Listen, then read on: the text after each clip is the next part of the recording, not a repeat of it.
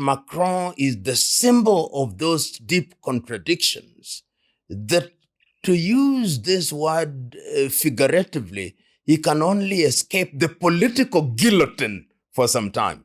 It may take 1 or 2 years, but I think that ultimately he will be forced out of office, or he will see the wisdom of leaving office. The contradictions are so deep that he cannot afford the luxury of just hanging in there, because sometimes hanging in there is not the solution.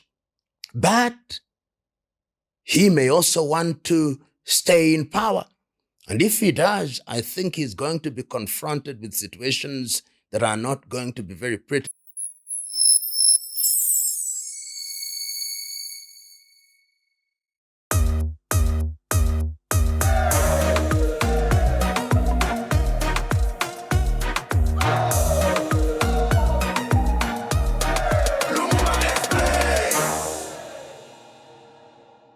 It's true that the world is going through a very tumultuous period.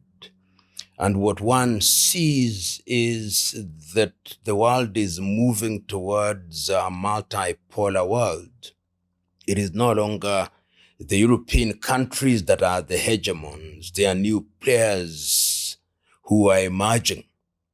The Russians are emerging in terms of international relations, as are the Chinese in a subtle way. But because you pose a very direct question about France, let us begin with France. France must be understood in the context of her colonial and neo-colonial past and posturing.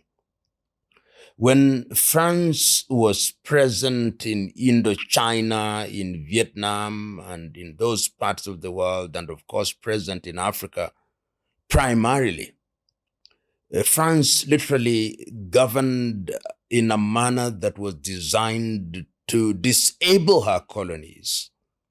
That is how you understand the emergence of the Fifth Republic in 1958 with Charles de Gaulle.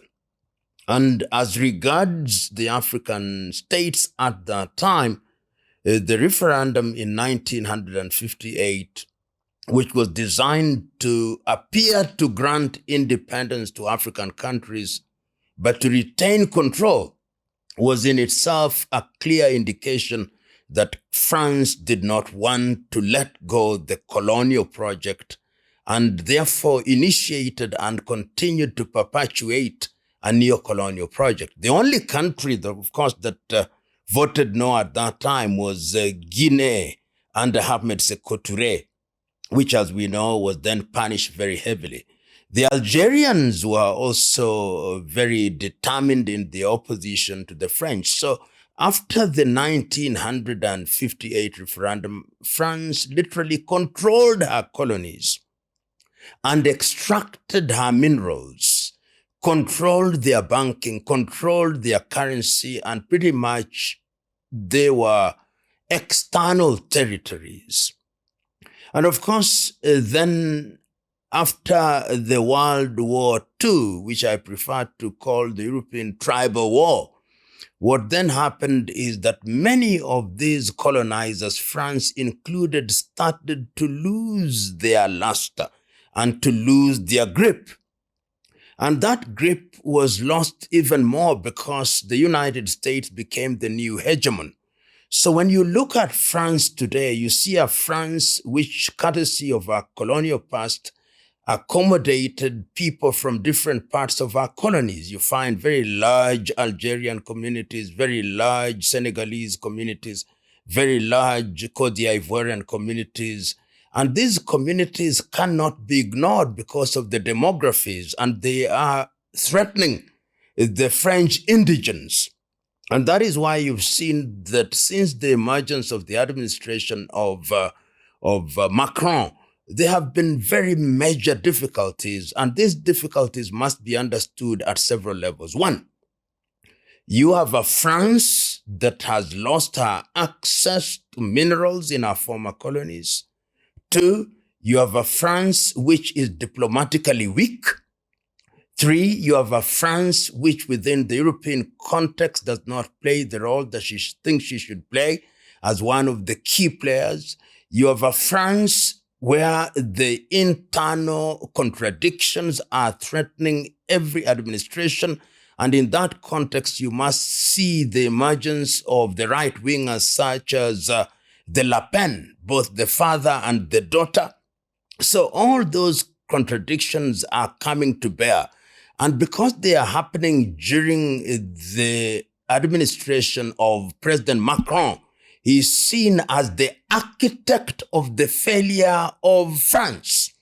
And seen from that perspective, he himself is beginning to reassert himself. And what way to reassert yourself than to use the crises that have emerged since your administration? And there are several crises.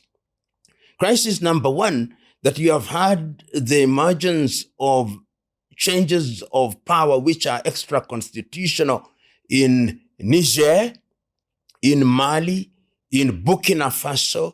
And what have they done? They have said, you are no longer going to take our uranium in the manner that you did. We are no longer going to have France or French as our only language. We are going to choose who to work with, and we are no longer going to be obedient servants within La Francophonie. We are no longer going to use CFA franc, which you control. Within Europe, the war between Ukraine and Russia has also created yet another crisis. It is a crisis that started on the basis of the Russians saying that in 1990, when the then Soviet Union collapsed, you assured Russia and indeed assured those in the East, particularly Russia, that there would be no 1-inch movement to their territory. What has happened since is that you have moved to Poland, you want to move into Georgia, you want to move into Ukraine, and the French are in the forefront. The French and the British, the major colonizers, are in the forefront. And they want to use this as an occasion to reassert themselves. And you hear the very bellicose language that emanates from Macron. You've heard him even in cases when he has had meetings with President Trump of the United States of America. When Trump proposes means and ways of ending the conflict, it is the French and the British since Kim Steimer who are in the front of saying, no, this must not happen in this way. So what started as a conflict between Russia and Ukraine has now become a proxy war in which every other breach is being articulated by Macron as an affront to NATO. And NATO is being invoked from where I sit, and I stand to be corrected, as this body that when you attack one, you attack all, in the belief that the United States of America would come to the aid of Europe if there was a war between Europe and Russia. But the reality is that that is not so very predictable, particularly if you listen to President Trump, who once said, almost jokingly, that there is a big, beautiful ocean between us and Europe, and that we are not going to be the ones that underwrite the cost of NATO. So all those factors conjoined are producing a France that is in a state of confusion, a France that is trying to reassert herself, a France that is trying to say we are the leaders of Europe, and a French leader who is facing rebellion from within and who in ordinary circumstances ought to have called a general meeting at which his own leadership is being challenged. But of course, we know that the Constitution of France is one that allows for what they call cohabitation, which allows the president to continue in office and only disturbs the prime minister and the political parties. So he is, if I'm allowed to use what would be a very European term, skating on very thin ice. But he must do so because the decks are laid against him and he has no choice but to appear tough, even if he is trembling inwardly. I personally hold the view that the contradictions within France are so deeply rooted now, and that Macron is the symbol of those deep contradictions, that to use this word figuratively, he can only escape the political guillotine for some time. It may take 1 or 2 years, but I think that ultimately he will be forced out of office, or he will see the wisdom of leaving office. The contradictions are so deep that he cannot afford the luxury of just hanging in there, because sometimes hanging in there is not the solution. But he may also want to stay in power. And if he does, I think he's going to be confronted with situations that are not going to be very pretty. Remember that the economy of France is not as strong as it was several years ago. It no longer has resources to her former colonies. So there'll be a lot of grandstanding going forward. There'll be a lot of gunboat diplomacy. There'll be a lot of alibis. And I think the conflict between Russia and Ukraine is for the moment providing that. Remember the old saying that if you have a problem at home, you create an external enemy. Then you unify the home front. I think Macron is trying to use that. And immigration is one of the things that they are trying to use, that we are doing what we are doing, which is causing you anger and making you angry, because we want to have a France that is controlled from within, a France that is strong. But ironically, what that is doing, it is strengthening the hand of the far right, so that you see Marine Le Pen, if you look at the opinion polling, those who are of the French indigents are leaning towards her because of this scarecrow called the danger of the immigrants. So I think, as was said in the Bible, the days of Macron are numbered. Mene, mene, tekel, upersin, that your days are counted. I think it is found in the book of Daniel for those who are biblically inclined. His days are numbered like the pages of a book, and sooner rather than later, he will meet his political Waterloo.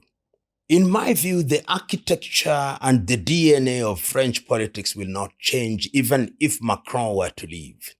Remember that even these distinctions that we talk about between the far right and the liberal, in real terms, these are two sides of the same coin. And it's not unique to France. There is a sense in which you feel, and one sees this even when one travels through Charles de Gaulle Airport, one sees white French people have resentment for immigrants because they think that the resources are dwindling and they do not want people who are competing for these resources. So you may have the rhetoric of those who are saying we don't want immigrants, but the reality is that even those who are not saying so are hostile to immigrants. So nothing dramatically will change in terms of the political DNA of France. They will still want to reassert themselves, and this will happen because they feel threatened. Like all the slave masters, even when the slave has long gone, they have this appetite to want to enslave. And I think that is what is happening. And that is why La Francophonie is even looking for new clients. You can see the diplomatic engagements of France with countries that were not colonized by her. So in a nutshell, I don't think there'll be dramatic change. I don't think that the difference is that large in terms of this political orientation. I think all French politicians are moving towards the middle, their rhetoric notwithstanding. You know, I stand to be corrected, and I may even be wrong, and I don't even claim expertise in what I'm just about to say. But when I look at Europe now, particularly when you listen to the rhetoric of the British and the rhetoric of the French, you almost believe that they have an appetite for war, as if they believe that a war is necessary for Europe to reassert herself. And that is why progressively, through the rhetoric of countries such as France and the United Kingdom, one sees the Ukrainian-Russian conflict as a proxy war. Indeed, one can say that the Ukrainians are simply the tip of the arrow, and that really those who are egging them on are the European powers, particularly France and the United Kingdom. So when they say that they want to be present on the ground, that they want to be the guarantors of peace, if it ever comes between Ukraine and Russia, they are simply saying we want to assert ourselves, and they are forgetting history. And remember that even in times when Europe had some kind of dalliance with Russia, there was always suspicion. And those who are behind this suspicion were the French and the British. So one sees a situation where there is the supposition that if you are to create a conflict which is led by NATO, you would then bring in the United States of America. But because of the diplomatic ambivalence of the United States of America, they are not quite certain. And one may even ask, are the French ready to put boots on the ground in Ukraine? Are they ready to put boots on the ground in Lithuania, Latvia, and Estonia? Are they prepared to do so? Recently, you've seen the rhetoric when some drones were said to have strayed in Poland. You could see the vitriol or hear the vitriolic statements that were emanating from France and from the United Kingdom and beginning to beat the drums of war. And I believe that this kind of saber-rattling diplomacy may also be a tactic.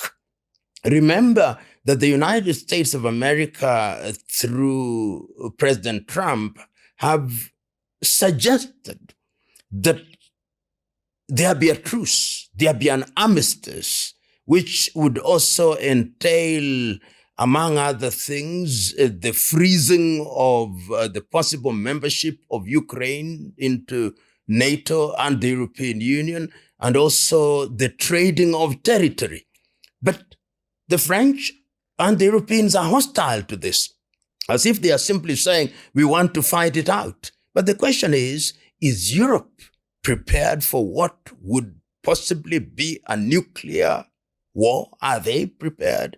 Are the countries that are being used as proxies and are supplying planes such as the Netherlands and the Denmark capable of withstanding a nuclear war, knowing as we do the number of nuclear warheads that Russia has in her possession, the number of drones in her possession?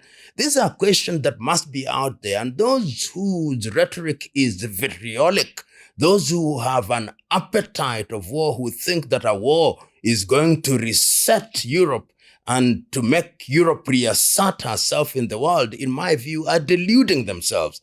And the sooner they embrace peace, the sooner they stop egging Zelensky and the Ukrainian administration on and embrace peace, the safer they are. And I believe that in the new multipolar world, every country in Europe must now reset. They must also know that the demography in Europe is against European nations. These are very aging populations, and they may not even have the forces to fight.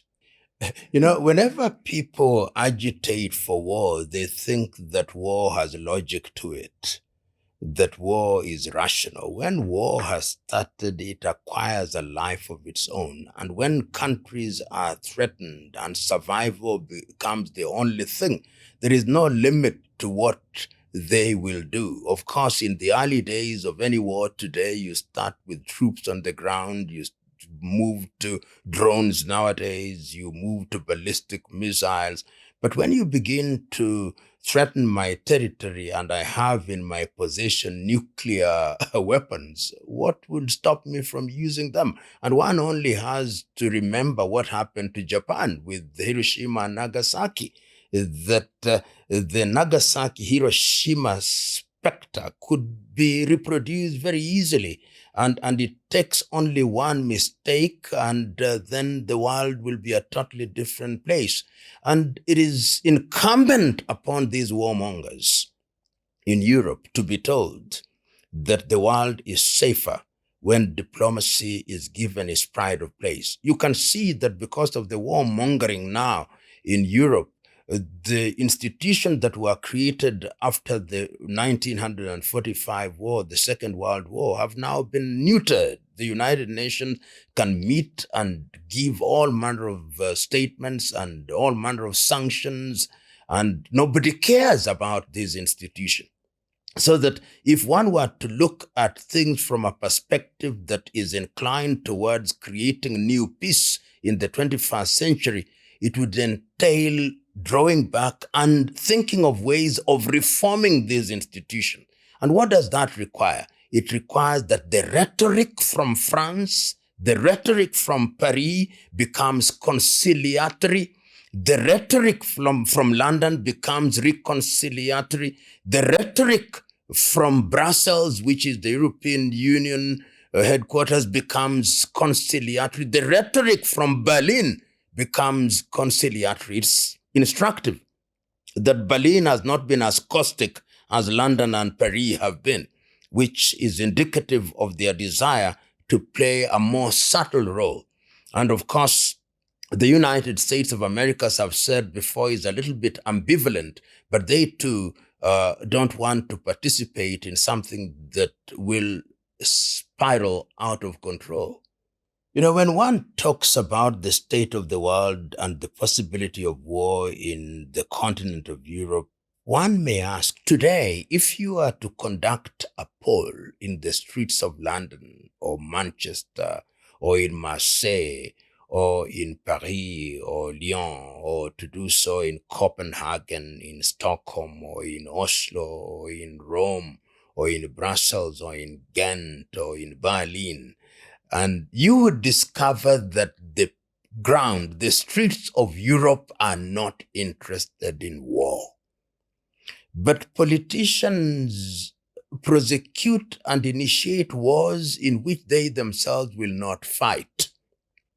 They want to be remembered as the heroes who defended something which they defined. But I think if you look at Europe now, they are incapable of articulating the single thing that would justify war. But history is also rich with countries that have been pulled into war because there was a straw man, if you may, that was created and then which becomes the target and justifies this subject of hatred. And I think the Europeans have tried to paint Russia and President Putin as this person that we must decimate, this person whose desire is to destroy Europe.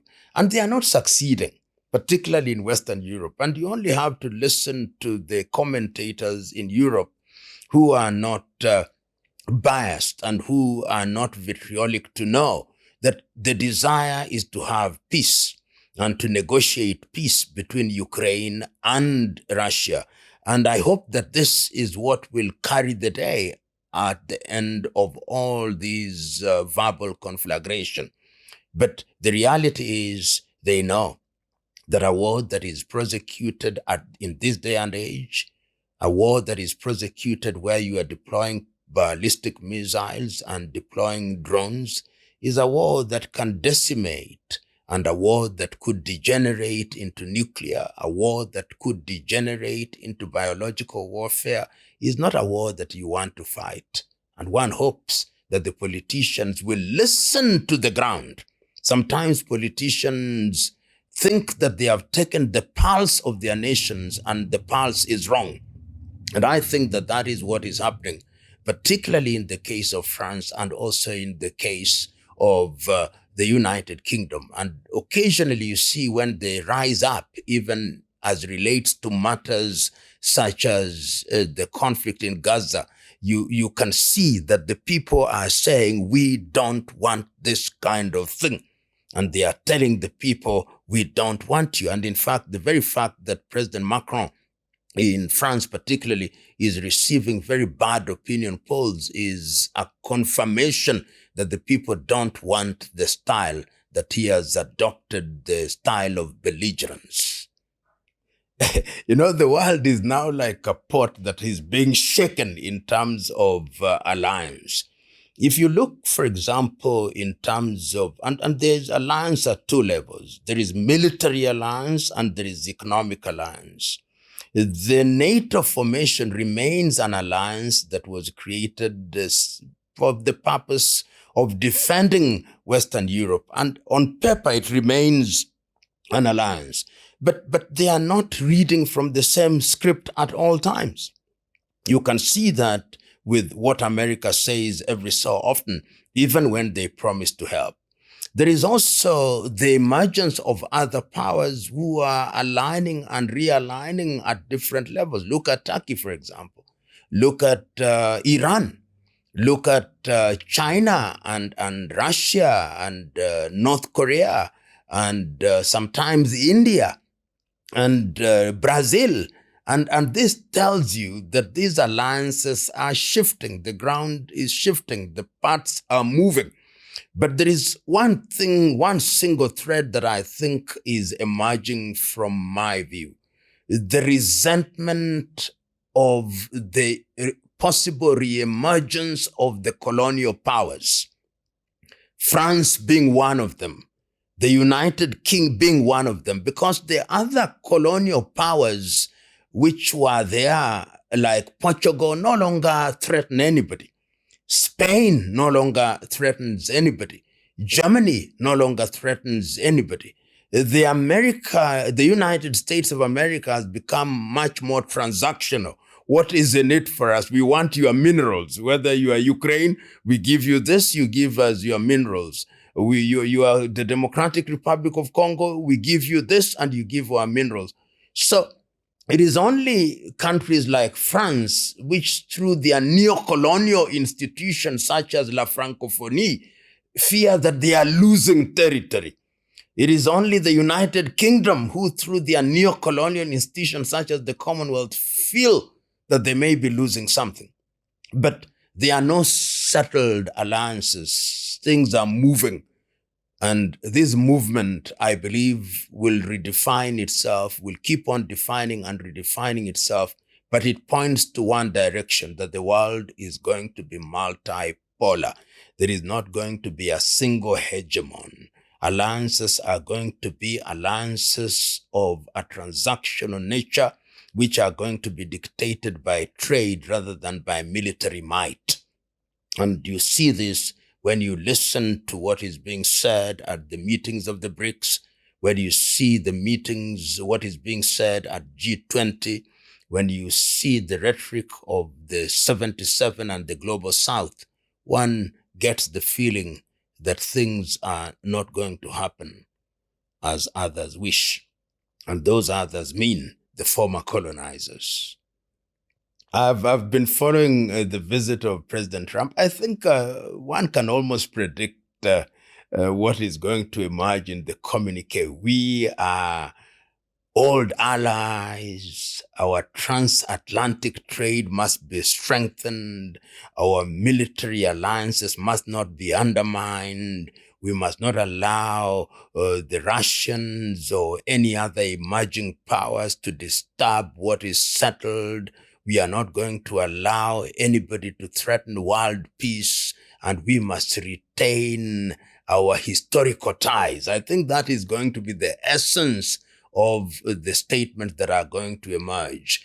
People are going to be polite and friendly, but that politeness and friendliness is momentary. When the Americans go back home, there are a lot of things to be dealt with in the North American region, in the Latin American region. And I think that is what is going to preoccupy the United States of America, because even our own economy is under threat by a dint of these very very, very ambivalent manner in which they have dealt with the question of immigration. So nobody is at ease. You'll see many visits of that kind. I believe that after a short while, there'll be a reciprocal state visit by Steinmeier to the United States, and the same rhetoric, and is like that, and is going to happen in the nature of what I call diplomatic ping-ponging. I don't think that Trump has Africa as a major cog in the wheel of his diplomacy. Remember, this is his second term. Perhaps one day he is going to visit one of the African countries. I don't know whether that country is going to be Kenya, or is going to be South Africa, or is going to be Nigeria. But I believe that before his term ends, remember that his term will end sooner than you know it. And I believe that before his term ends, he may be persuaded to visit the continent of Africa, particularly as they now see, and this is something that you hear from the American diplomats, the presence of China, the presence of Russia, and the need for America to push back. Remember, there is a major project that is beginning to be undertaken, the Lobito Corridor, which is meant to rival the China Road and Belt program. So I wouldn't be surprised, never say never, but even if he comes, it will be for the optics. The USA's diplomatic posturing is very difficult to understand at this time, because when the Trump administration came into power, the appetite was to make what I called microwave peace. Very quickly, within 24 hours, we are going to solve the problem between Russia and Ukraine. Within so many hours, we are going to solve the Gaza, the Palestinian problem.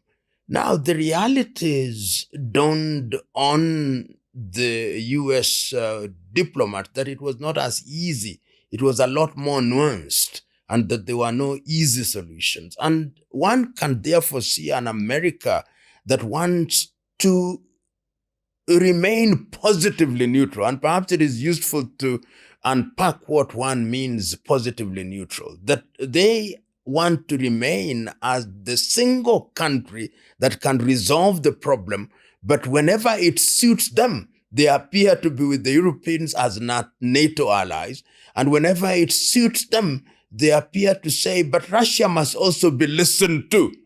So it is true to say that one sees a United States of America under President Trump who would want to go down in history as the one who brokered the peace.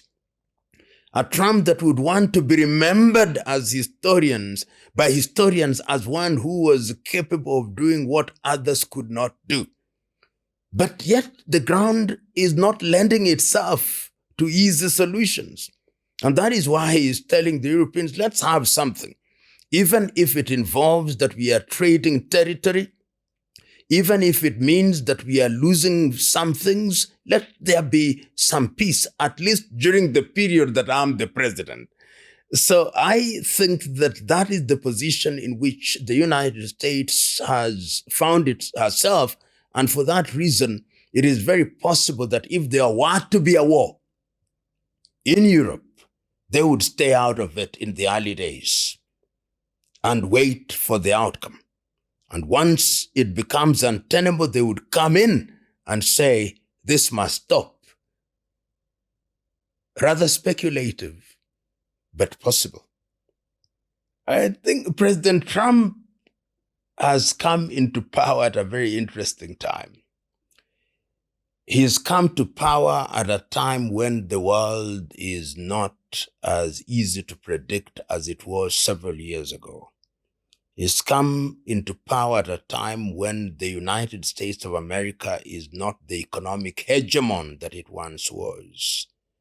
He's come to power at a time when the world is looking for a new spirit because of the emergence of new players such as China, India, Brazil, Russia, Turkey, and even the African Union is beginning to say that we can no longer play second fiddle. In that scenario, he has only had one instrument available to him, a disruptive instrument called tariffs. And you've seen him use a tariff as a weapon in the economic arena. The other weapon that he has used is immigration.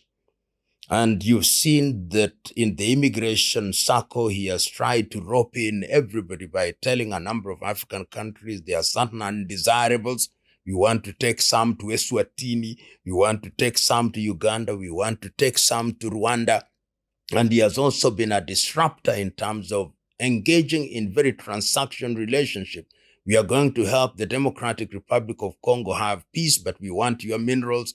So he's a disruptor. He's a disruptor who defies narrow and strict definitions. And because of his disruptive nature and style of politics, the rest of the world is now beginning to rethink differently and to realize that the only way in which we can confront this particular power is by uniting and identifying the things that are in our best interest. That is why you see the BRICS cannot be ignored. That is why you see that African Union is now beginning to engage even with the Arab world, with the Qataris, with the Bahrainis, with the Omanis, and also engaging with the Russians, also engaging with the Japanese, engaging with the Chinese, engaging with the Turks to send a message that we have alternatives. So in a single word, I would say that President Trump will be remembered as the chief disruptor of politics, diplomacy, and economics in the world.